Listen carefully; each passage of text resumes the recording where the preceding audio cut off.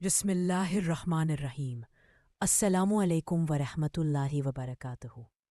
دوستو، آج کی ویڈیو میں ہم قرآن پاک کے چند ایسے سائنسی رازوں پر بات کریں گے جو نہ صرف اسلام کی سچائی کا ثبوت ہے بلکہ آپ کا ایمان بھی تازہ کر دیں گے۔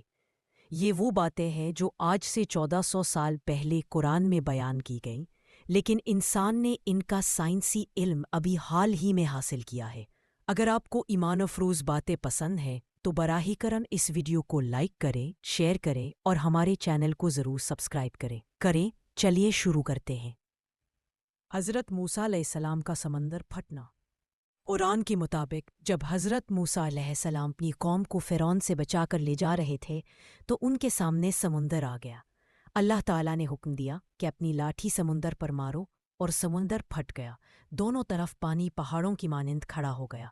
سائنس کیا کہتی ہے؟ ناسا کی سیٹلائٹ تصاویر کے مطابق بحیرہ کلزم ریڈ سی کے کچھ حصوں میں پانی کے نیچے اونچے میدان موجود ہیں جنہیں انڈر واٹر ریجز کہا جاتا ہے۔ سائنسدان مانتے ہیں کہ اگر زمین کی حرکت، ٹیکٹونک ایکٹیویٹی اور ہواؤں کی رفتار مخصوص طریقے سے ہو تو پانی عارضی طور پر پیچھے ہٹ سکتا ہے اور درمیان میں خشکی ظاہر ہو سکتی ہے۔ قرآنی آیت سورہ شعراء 26-63۔ پھر ہم نے موسیٰ کو وحی بھیجی کہ اپنا عصا سمندر پر مارو تو وہ پھٹ گیا اور ہر حصہ بڑے پہاڑ کی مانند ہو گیا۔ سبحان اللہ! کیا کلام ہے قرآن کا۔ قرآن میں ایمبریولوجی سورہ المومنون۔ قرآن پاک میں انسان کی تخلیق کے مراحل کو جس انداز سے بیان کیا گیا ہے وہ جدید سائنس کی دریافتوں کے عین مطابق ہے۔ سورہ المومنون وہ پارہ 14۔ اور بے شک ہم نے انسان کو مٹی کے خلاصے سے پیدا کیا، پھر ہم نے اسے نطفہ قطرہ بنایا، پھر علقہ جوک جیسی چیز، پھر مضغہ چبائے ہوئے گوشت جیسا۔ سائنس کیا کہتی ہے؟ نطفہ فرٹیلائزڈ ایگ، زائگوٹ، علقہ ایمبریو کی وہ حالت جب وہ رحم کی دیوار سے چپکاتا ہے، لیچ، مضغہ چبائے ہوئے گوشت جیسا شکل۔ پروفیسر کیتھ مور جو دنیا کے مشہور ایمبریولوجسٹ ہے، انہوں نے تسلیم کیا کہ قرآن کی بیان کردہ معلومات سائنسی طور پر درست ہیں۔ پہاڑ میخوں کی مانند سورۃ النبا۔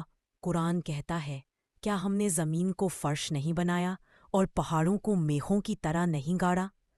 سورۃ النبا 78:6-7۔ سائنس کیا کہتی ہے؟ پہاڑوں کے نیچے گہری جڑیں ہوتی ہے جو زمین کی پلیٹوں کو مستحکم رکھتی ہے۔ یہ بالکل خیمے کی میخوں کی مانند کام کرتے ہیں۔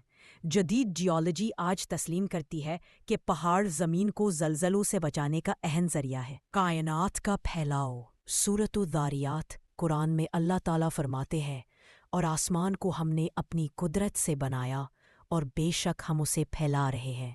سورۃ الذاریات 51 میں اللہ تعالیٰ فرماتے ہیں۔ سائنس کیا کہتی ہے؟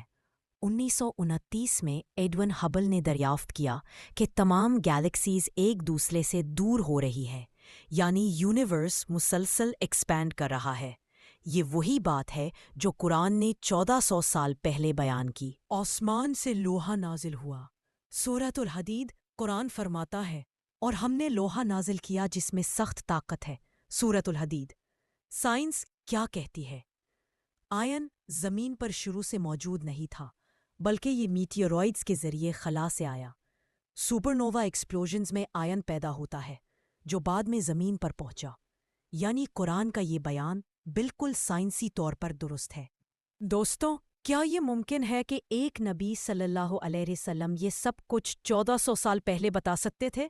نہیں، یہ صرف اور صرف وحی الہی کا معجزہ ہے۔ قرآن محض ایک مذہبی کتاب نہیں بلکہ ہر دور کے لیے رہنمائی ہے، چاہے وہ سائنسی ہو یا روحانی۔